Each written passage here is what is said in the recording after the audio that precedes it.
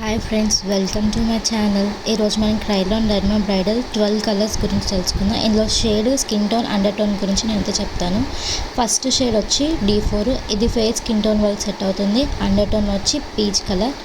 And D4/12 ఇది fair skin tone వాళ్ళకి set అవుతుంది.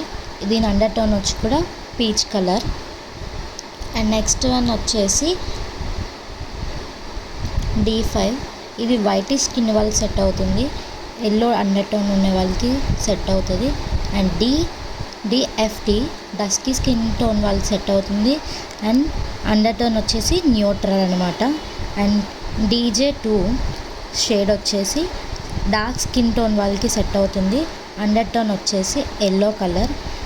అండ్ D64 స్కిన్ టోన్ వచ్చేసి ఫేర్ స్కిన్ టోన్ వాళ్ళకి సెట్ అవుతుంది. అండర్ టోన్ వచ్చేసి yellow.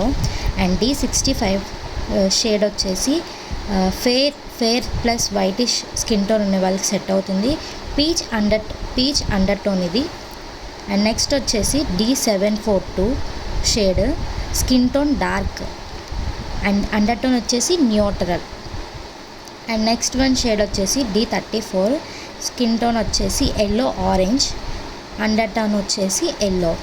And D30 skin tone వచ్చేసి ఆరెంజ్, అండర్ టోన్ వచ్చేసి ఎల్లో.